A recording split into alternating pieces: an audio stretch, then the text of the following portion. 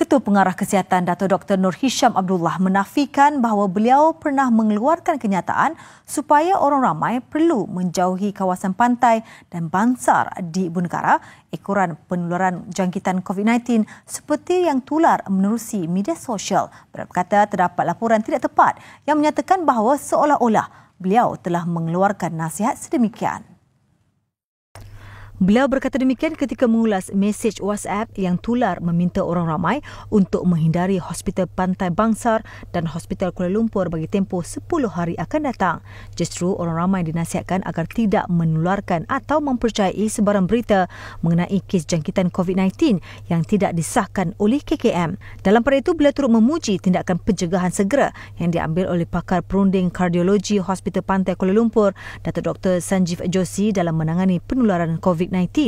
Tambahnya, meskipun telah diuji negatif, tindakan doktor itu yang secara sukarela menjarakkan dirinya dari hospital, klinik serta ahli keluarganya selama 14 hari selepas merawat salah seorang pesakit wabak itu adalah tepat dan harus dicontohi semua. Semua kaki tangan Uda Holdings Berhad di ibu pejabatnya di Blok Menara Kompleks Pertama Ibu Negara diarahkan bekerja dari rumah bermula hari ini. Keputusan itu bagi membendung kes COVID-19 di lokasi berkenaan. Uda dalam kenyataannya berkata syarikat terbabit turut mengambil langkah proaktif dengan melaksanakan kerja pembersihan di ibu pejabat berkenaan awal petang semalam dalam usaha meningkatkan kawalan keselamatan dan tahap kesihatan. Semua kaki tangan di ibu pejabat Uda dibenarkan pulang awal bagi memudahkan urusan pembersihan itu dan dibenarkan bekerja dari rumah sehingga akan dimaklumkan kemudian kerana pihak syarikat masih komited melaksanakan langkah yang perlu mengikut saranan Kementerian Kesihatan bagi mengelakkan penularan wabak tersebut.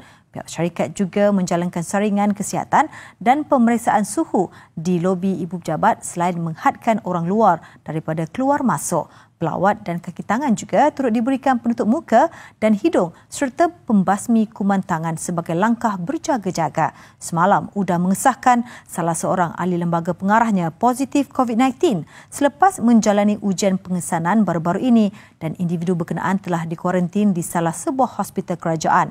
Individu terbabit dikatakan menghadiri satu majlis makan malam yang turut dihadiri bekas menteri dan timbalan menteri. Namun, kedua-duanya sudah menjalani pemeriksaan dan hasilnya adalah negatif COVID-19.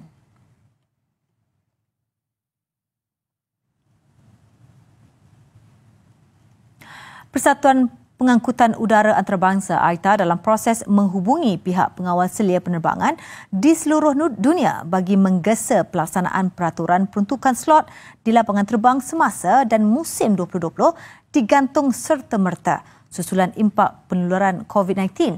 Dalam satu kenyataan, persatuan itu berkata hanya 43% daripada keseluruhan penumpang berlepas menerusi lebih 200 slot yang diselaraskan di lapangan terbang di seluruh dunia.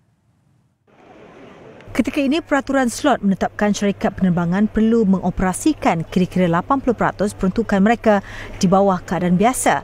Kegagalan mematuhi syarat tersebut boleh menyebabkannya kehilangan hak terhadap slot itu pada musim berikutnya.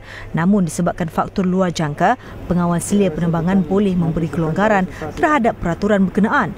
AITA mewakili kira-kira 290 syarikat penerbangan yang meliputi 82% daripada aliran trafik udara di peringkat global.